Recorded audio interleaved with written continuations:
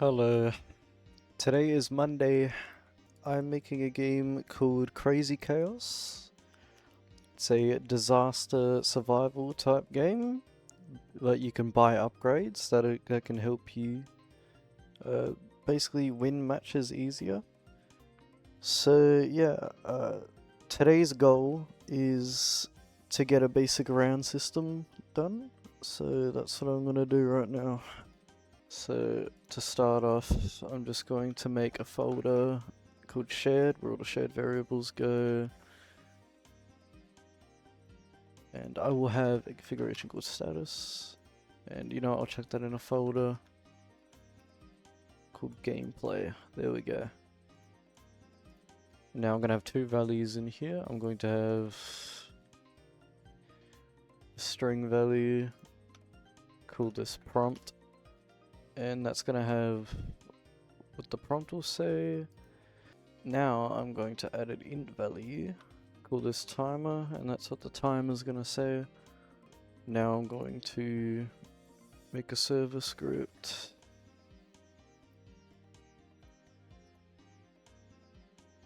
I'm going to make a folder.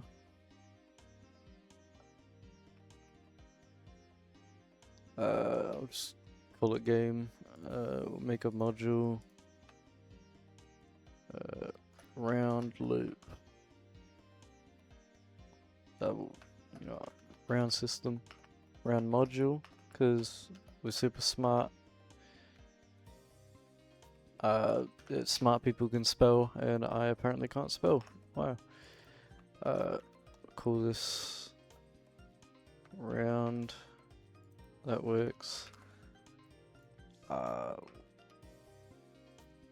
Function round dot start. There we go. And now here I can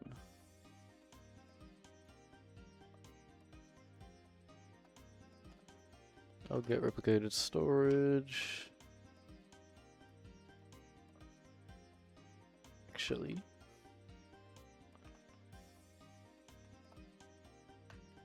I'll keep that there, but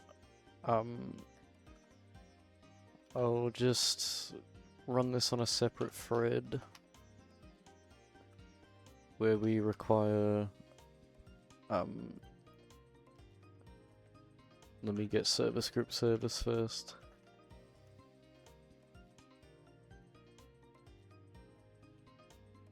There we go. Move that to the top.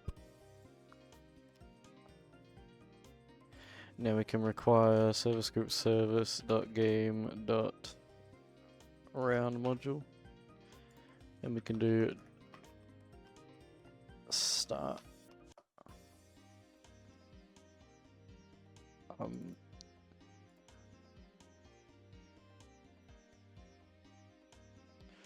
So now in this loop, we're going to get replicated storage at the top here.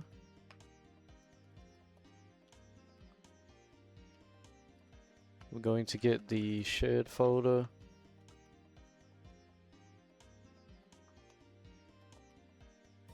And then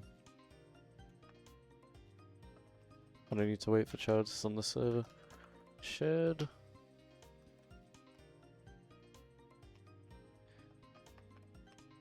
And now I can go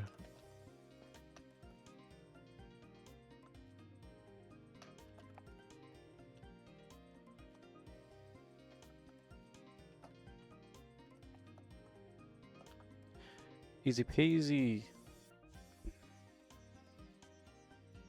Now in here we'll have the forever loop for the round.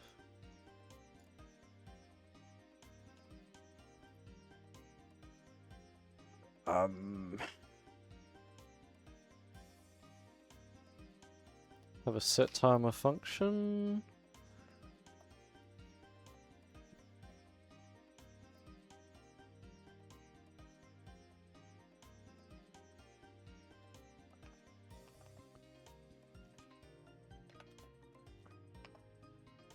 There we go. So we use this num variable, and then repeat until timer.value is equal to 0. Or less than equal to 0. And in here we'll do wait 1 timer.value minus equals.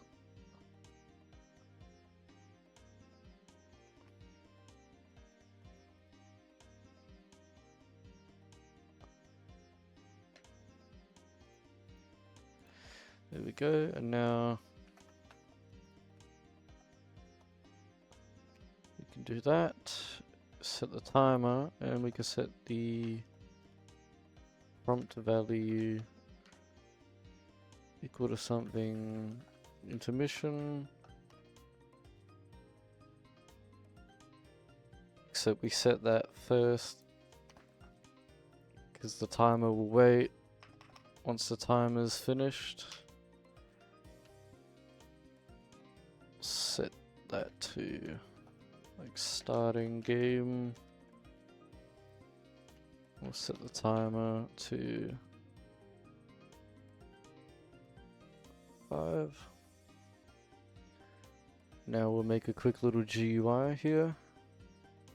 I'm gonna call this main GUI.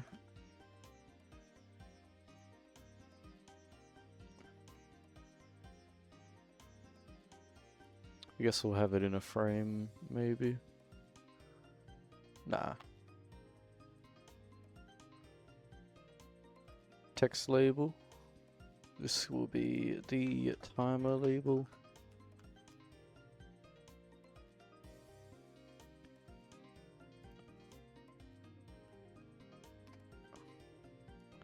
Set the anchor point to the middle. And we'll set the text to be scaled.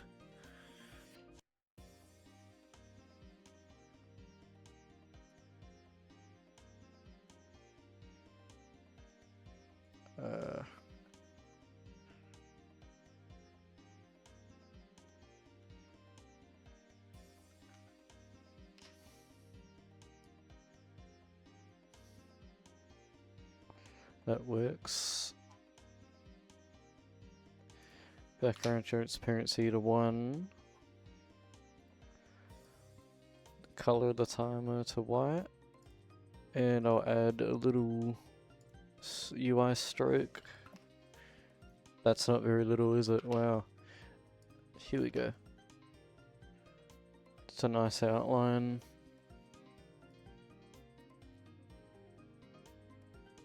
I could change the font as well, but I'm not sure which font would look good. Definitely not that one.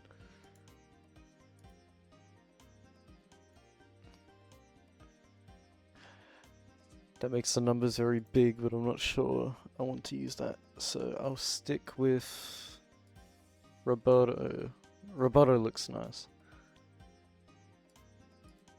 I'll make it bold? No.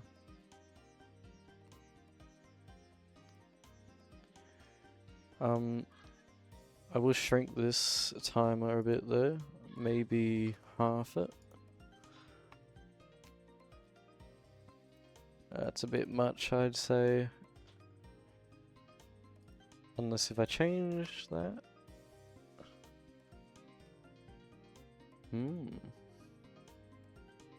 Not bad.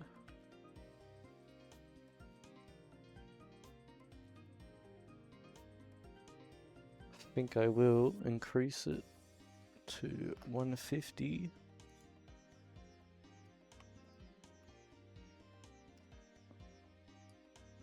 It's a nice middle ground right there. Now I have a plugin that converts it from offset, which is in number of pixels, to scale, which is based on the percentage of the screen. So I will quickly do that. And I will add a UI aspect ratio constraint so it stays the same size on every screen. Now I'm going to add a prompt label.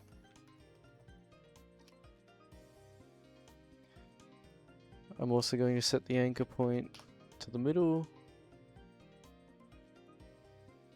And this one is going to cover the whole screen. So I should be able to do this just from here typing it out.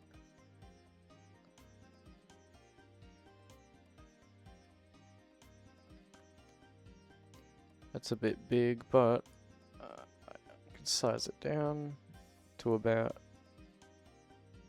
50 pixels. And that works. Now I'll set the text to scaled. Now I will decrease this a bit to 30, just so it's smaller. So the timer is more emphasized. I'm going to set the background transparency to 1. Pretty much the same text colors and outlines as the timer label.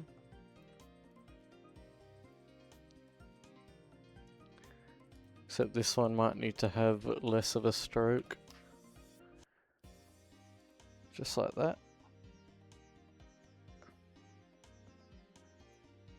And I'll set it to bold, just so we can see what it is better. Now this one I'll also set to scale. And the constraint as well.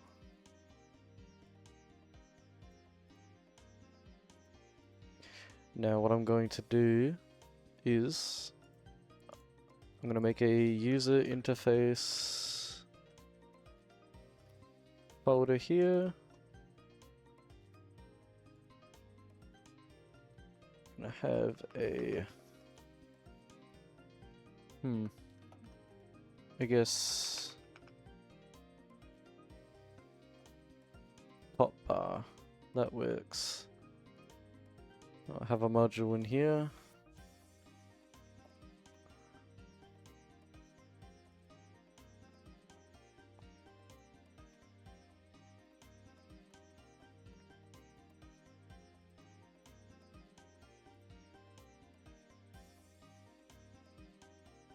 And now I'm going to make a client script in replicated first. So that it's replicated first, I'm going to call it client. And what we're going to do is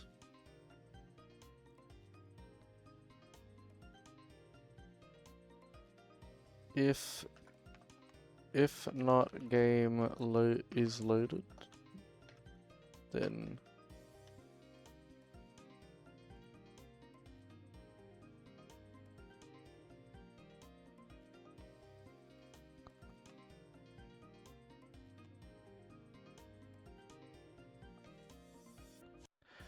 I do believe that's how it is, but I'm just going to check one of my other projects to see if I've written that correctly.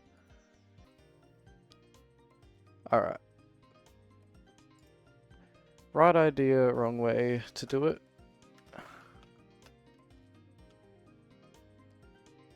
So if the game isn't loaded, then it's going to keep waiting until it is. So that works fine, I can close that project now.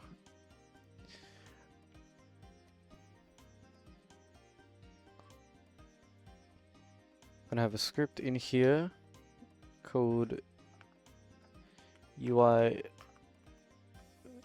user interface initializer.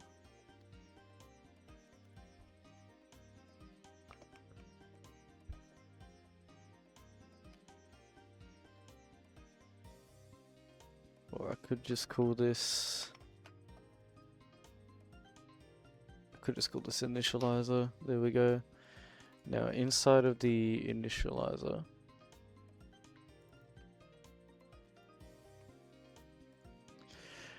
it's just going to loop through every single module for the UI and activate it.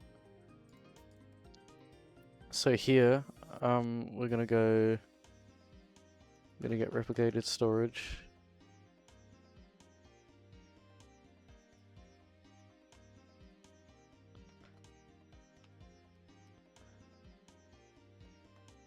local user interface is equal to replicated storage, wait for child, user interface.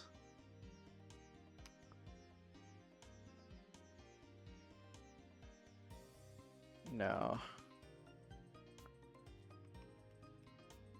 I'm going to require the initializer. I'm going to run just a function called init. Now we're going to have that function here.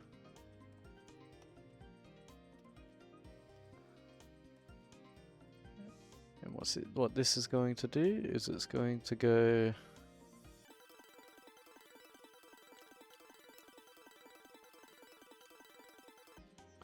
there we go, that's pretty much all it should be, I reckon.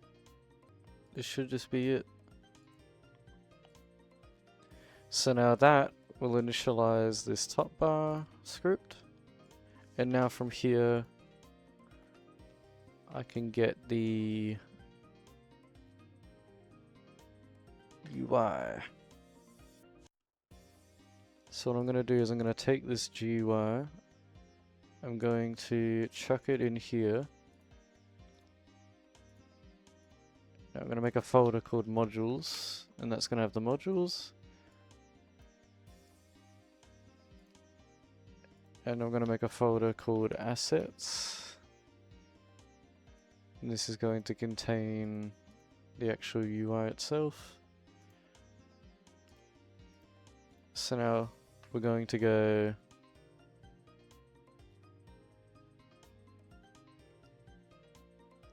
local assets is equal to script.parent.assets.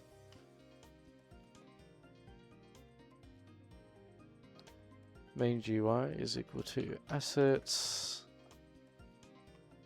Find first child main GUI.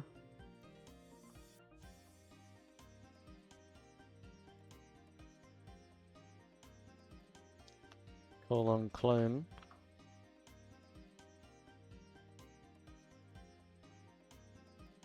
Before that though, I should probably go get the local player.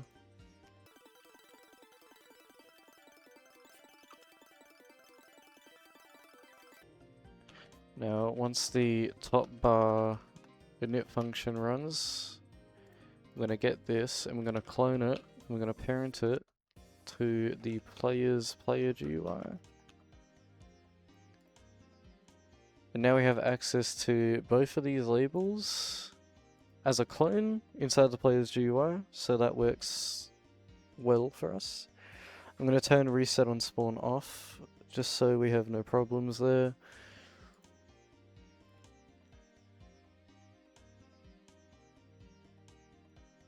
Could probably even get the assets once we initialize, just to be safe.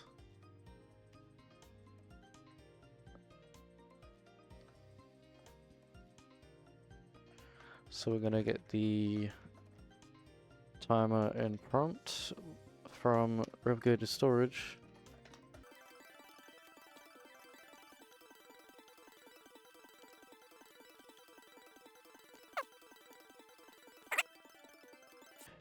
Should probably actually get that up here.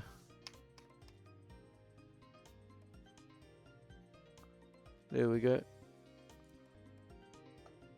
So we're going to have an update function, and we're going to have the object to update.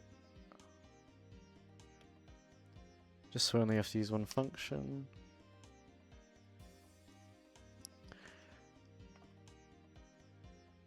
If object to update is equal to timer, else if object to update is equal to prompt.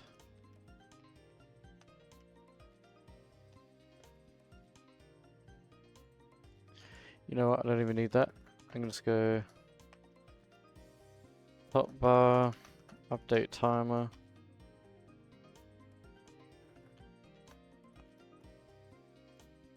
update prompt.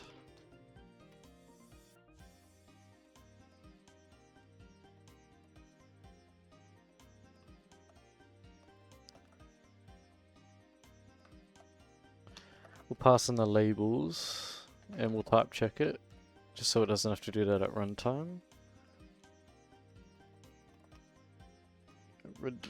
Reduces lag.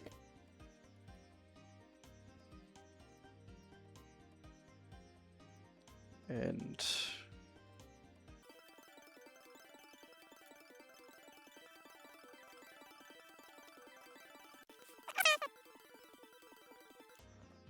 guess top bar colon update timer. And the timer label I'll pass in is the main GUI dot timer label. The top bar update prompt. Main GUI dot prompt label. Now in here we're gonna set the prompt label dot text to be equal to prompt dot value.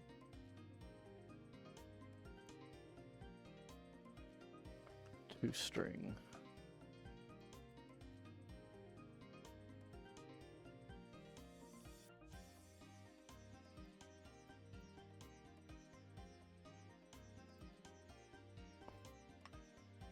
Change these to dots.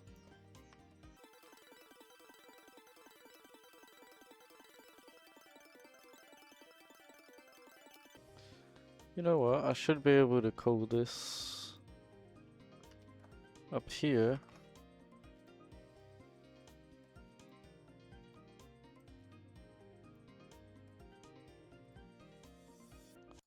Set them to update.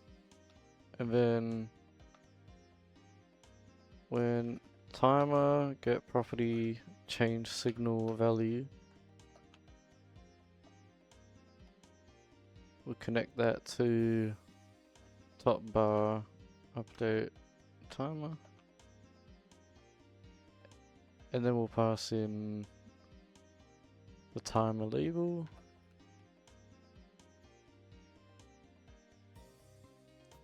Which, not gonna lie, we don't even need to do that anymore, do we?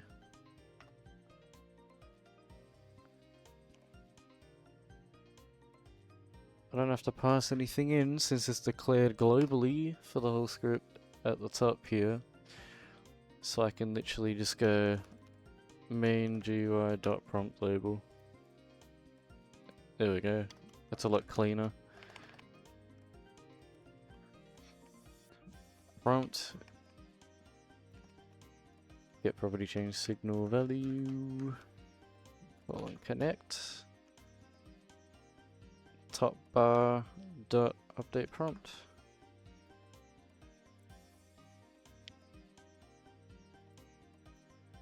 Now realistically, that's pretty much it actually. Oh well, I forgot to add the timer.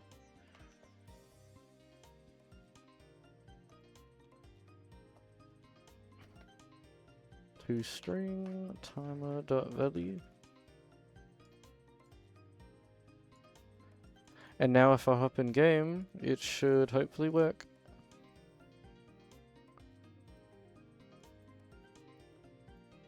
So it didn't work. Let's check the console. Ah, I see the problem here. I forgot to do dot status. I completely overlooked. I'm also not sure what dot parent's meant to be. That's kinda stupid, but will it work now? No.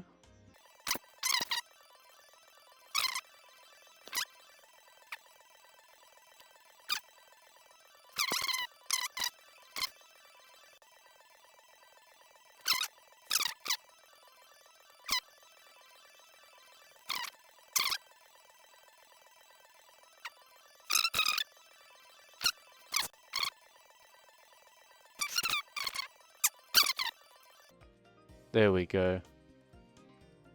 As you can see, it works, and we've got the print as well, just as a backup.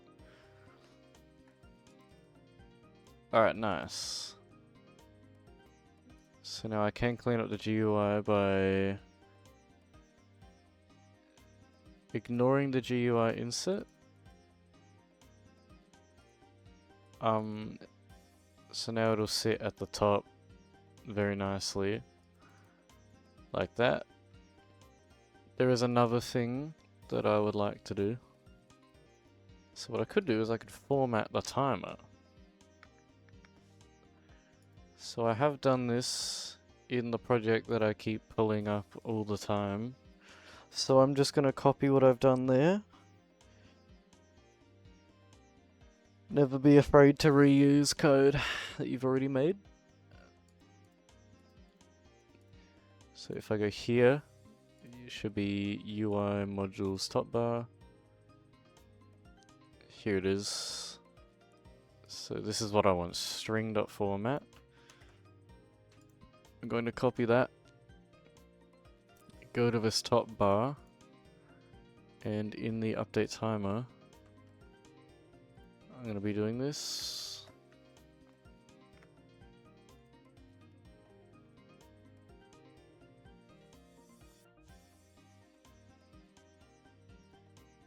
And now, we have a very nice thingy-majig up there, and look at that.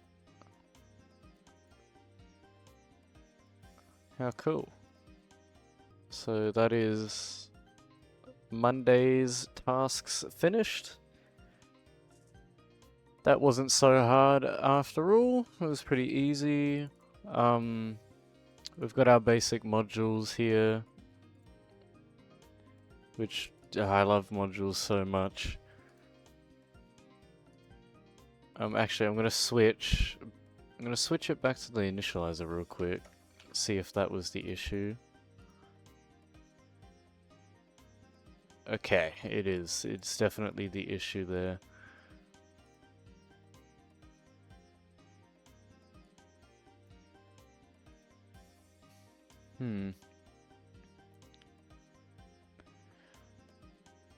Script.parent. The parent should be the user interface.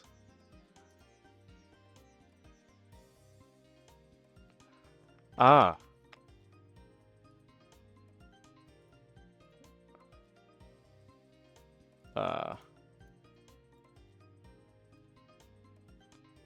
I'll have to figure out how to fix that later. But yeah.